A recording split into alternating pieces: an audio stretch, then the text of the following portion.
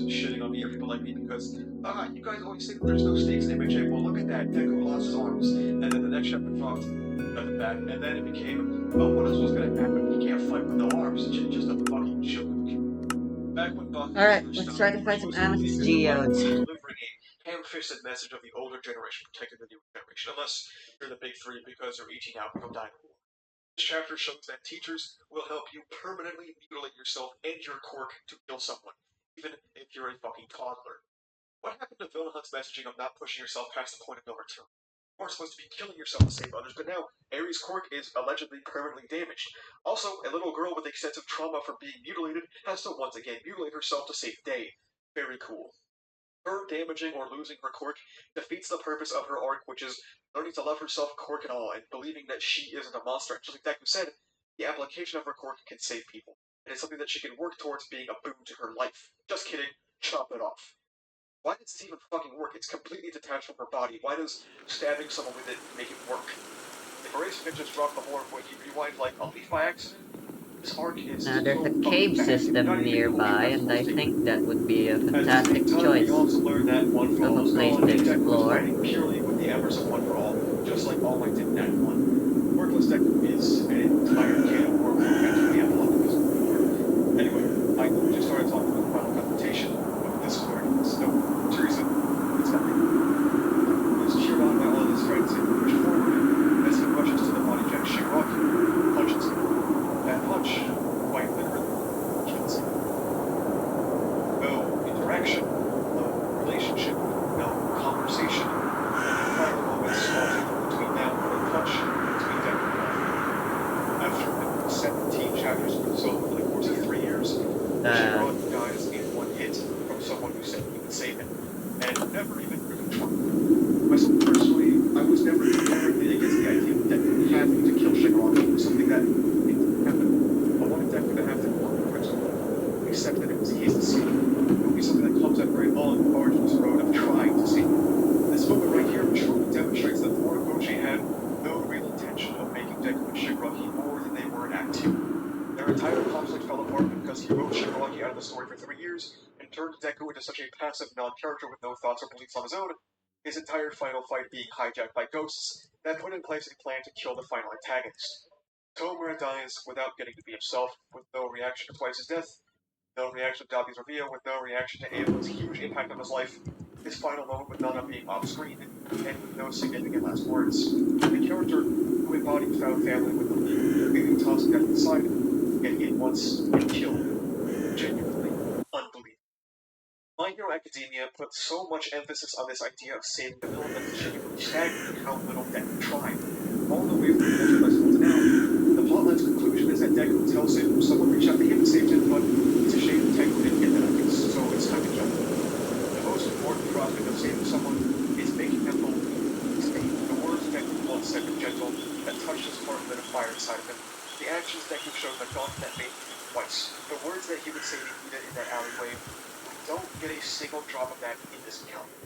My Hero Academia was supposed to be about breaking the cycle of the older generation's methods of heroism.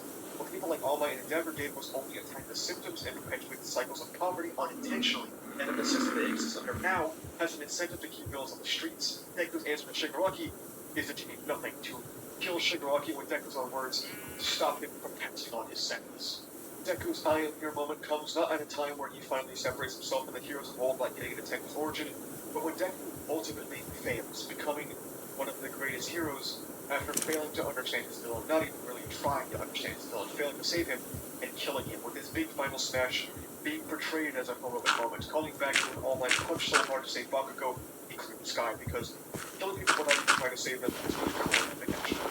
Tomura's last words that he imparted to Deku to tell Spinner, who 1, doesn't know who Spinner is, and 2, doesn't know that Spinner is currently hitting the fence that's behind 7-Eleven, is that Shigaraki is destroyed till the end, which doesn't really do anything to break the cycle's ability and will just serve to make Shigaraki harder to an oppressor. Once again, acting as another incarnation of the Your Next phrase that serves to shackle Midoriya and Shigaraki's mindsets. And of course, this isn't even mentioning that none of these words do anything for Shigaraki's relationships. I guess Toga, Dabi, Twice, and Mr. Compress just don't matter. What makes this conclusion even more fucking mind-boggling is that you have someone like Shoto, who rejected Deku's act of reaching out multiple times until one tongue changed his outlook on life and sent him on a long 400-chapter journey of overcoming his trauma. Shigaraki had his hand held and all. 是多人家同时修女。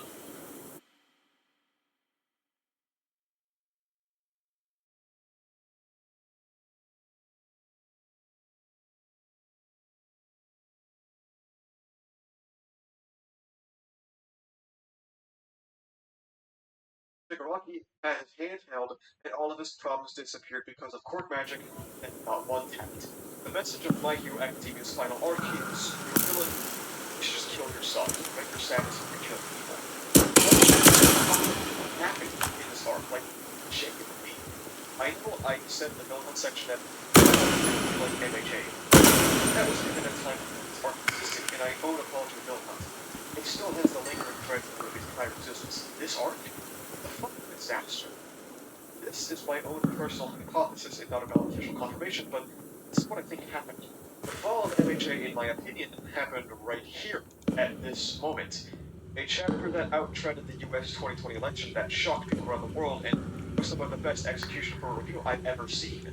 A reveal years and years making, and immediately after, we got a jam-packed arc finale of reveal after reveal with no respect for the reveals that came just before. Orin saw how fucking cool Dobby's dance was and immediately put pedal to the metal to rush the final arc to have it end the string of unearned Dobby's dances behind the narrative climax. He threw away everything that made this story great, the slow, simmering build-up MHA became known for, the strong interpersonal connections and relationships, the fascinating and heavily intertwined fights and emotional climaxes, all for one more Dobby's dance. You can point to one quality of almost every arc that has been ruined retroactively by this arc in itself. I think what sticks out to me the most while making this video and having to look back into the past of MHA so many times is just how colossally different Midoriya is. This once deeply introspective character who valued himself so little after his years of bullying and being put down for his dreams has really become, well, nothing. It got to the point that around this time in the fandom, you genuinely had nobody threads to debunk that Midoriya ever had issues with self-worth. The historical revisionism of his character is just deranged. Midoriya's Rising chapter, and for those unaware, because I don't think we ever really touched on them, MHA has something called Rising chapters. These rare chapters serve as culminations of character arcs, the ultimate climax of the stories the cast have followed for nearly a decade. Bakugo Rising is him coming full circle and taking the step for Deku, benchmarking his progress thus far. In Deku's own Rising chapter, he doesn't do anything. He gets pushed on by his friends, and then of course, he KOs Shigaraki, but he himself doesn't think about it or do anything, and it made me look back at all of Act 3 through a new lens. I mentioned this prior in this section, but I really do think that Midoriya's character was just done. Villain Hunt was likely the end of Midoriya's arc. There was never any substantial plotline about self-worth because that wasn't relevant. The Nagon fight showed us that there was never going to be any hard questions about saving villains and doing what you can to reach out to them, because if you aren't immediately open to changing, then you're already too far gone. Instead, all that Midoriya's character was is no man is an island, and you are more than your power. Both of which are aspects of his character that repeatedly failed, but I digress. And I think that this is partially why Horikoshi never actually delivered on his word when it comes to introducing Deku's dad, because I think that would have had massive potential for Deku's character. In a series where familial connection is so heavily intertwined in all of our main characters, except Bakugo, Midoriya being fatherless contains Except a massive Bakugo. trove of untapped potential, especially with how they You know, that is actually really strange and true. Shigaraki and the League of Villains at large also did not deliver by any means. The group once brought together by Don't Struggle, people that fell through the social safety nets and found each other, end up largely not caring about one another by the end of it. Gone are the days of Shigaraki raging on behalf of Twice, or Shigaraki remembering when they wanted sushi, or people telling Toga to return to them now. Let them think about each other in their apparently final moments. Twice's demise, Stoko's largely untapped, Yeah. nobody really cares that Spinner was turned into a giant brain-dead monster. Nobody gave a shit that Shigaraki was body jacked and became a flesh being. Holy shit, who remembers Mr. Conference? You know, the guy who wrote his ass at the same people. Who thinks about it? Certainly not Horikoshi. Villain Hunt as an arc in itself has just been completely trodden upon. It's crazy because it wasn't that long ago. And what's really crazy is that Midoriya has muscular more about his past and reasonings than he does anything with Shigaraki. At the MHA Retrospective 1, we go through some of the core thematics of the story. Wasn't mean to be a hero. A hero was someone who could break through people's darkest moments, people who would try to put a smile on someone's face so it could not be seen. Being a hero meant putting yourself out in the open, to act as a beacon, those lost in need of service, to recognize others' pain, you can't. How did the central theme end up? Well, Bill's fucking dead. But Toria did nothing to save Shigaraki, deciding to kill him randomly as fuck. Toya used to be determined. Ochako reached out and tried to save Toga, but Toga still never saw a way under the circumstances and probably killed herself. Kurigiri gets one tapped by Bakugo for some reason. Spinner had Neuralink installed in his mind and will likely never get to see him again. The only people that were saved were Aoyama, who came from an initial position of extreme privilege besides being cordless, and being the gods, who was quite literally the exact example of someone that the MJ Phantom at large was dead because they kill people, but the god is hot, so she could turn over. This massive disconnect, well, like at the end of the day, it wasn't that much of a disconnect, but this difference That. was putting out there and what the Phantom believes to be the case is kind of staggering. If you kill someone, you should be put to death. A lot of fans split off from the community over the tragedy of Act 3. Not sure how, but My Hero Academia managed to attract the biggest bootlicker fan base towards the end of its run that it might as well have been renamed to My Death Penalty Academia. A complete rejection of the series idea, one which I guess goes to show you that the series is made of discourse went from, oh man, I'm working on Deku's going to save Shigaraki to Deku should kill all the villains because killing people means he should be executed by the state. What I thought was, strange stuff out of that every time, but okay. Because she did have a change of heart eventually, the dear they're still advocating for Toga's death even after her giving up her life to save Ochako because she killed billions or something. So I guess being a hero is when you ignore the systemic issues that led to the problem in front of you and repeat the previous generation's failure by punching the problem in front of you as well as possible, because when the state kills people, it's cruel. Monopolization of violence and so on and so forth. And just keep it pushing until we see someone steal a packet of Skittles from the corner store and hit them with a 100% smash. Number 2 was societal discrimination, referencing the plight of the cordless, the charged impressions of people like Shinso, and of course the standard Shoji. Well, it definitely still had this theme, but as we saw in the final war, it was a complete and utter fucking disaster. Not only did we have agents of the state say, hey, have you guys tried waiting for things to get better? And of course, you can't forget Horikoshi turning the main villain of the plotline into a brain-dead monster. Every good representation of different aspects. When it comes to the social fallout that some cordless people face, well, that doesn't really matter again outside of Alabama's rich parents and how one can look at strangely for having a cordless son, which is an appreciated aspect of the more or less abandoned aspect of the world, but it feels like there could have been so much more thought put into it, especially with Deku finding out Yama's cordless too. But they never had any conversation about it, and the only person who makes a comment about it is fucking Bakugo. It's just another sprinkle on the cake, way too overloaded with sprinkles, known as the missed potential of the Super Midoriya, a character I once was really invested in. I won't write number 2 off as like a complete total failure, because My Hero Academia did somewhat try to conclude the overarching story just sucked. Number 3 was the pressure of expectation, and unless I'm forgetting something, I don't think this one was really fumbled actually. Number 4 was passing the torch, and good lord. Let's just say this one was usurped at every possible opportunity after Act 2.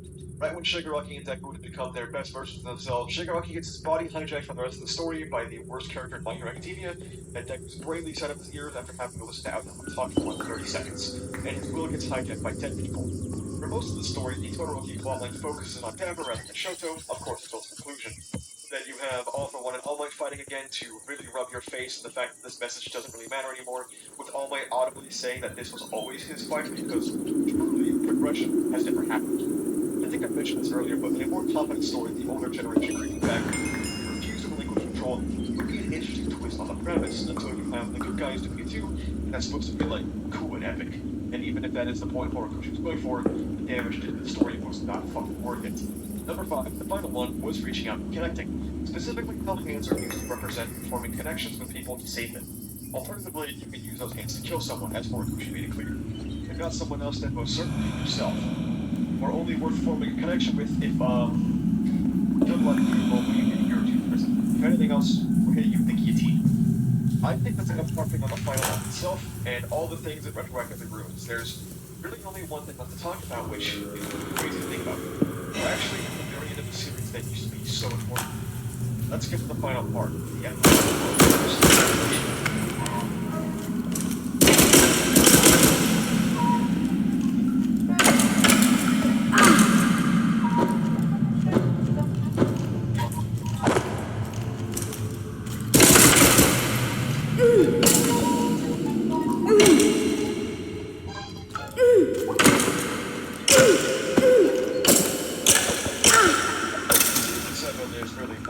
Except it has a new director, Naomi Nakayama.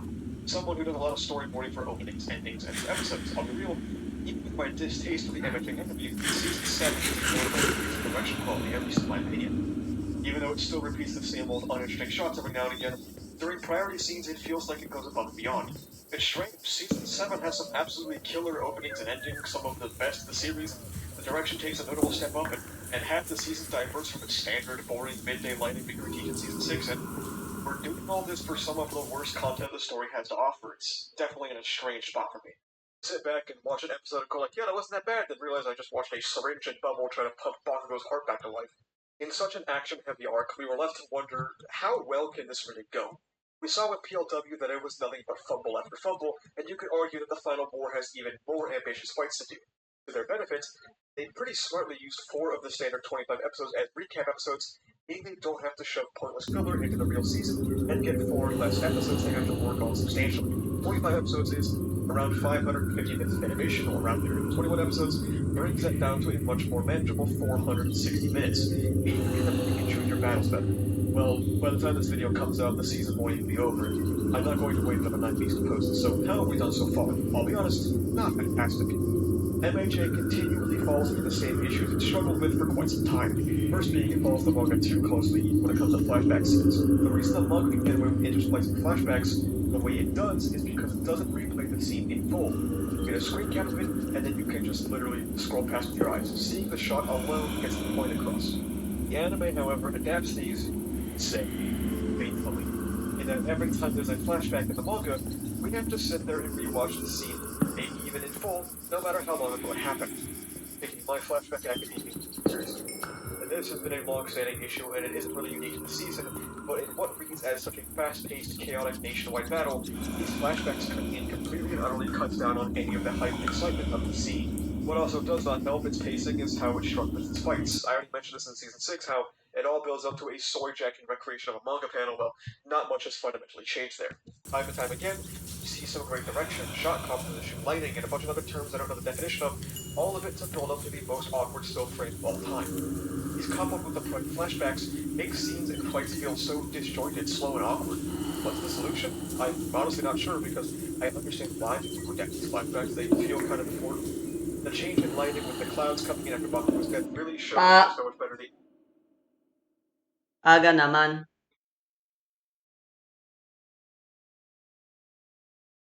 Sige po, teka.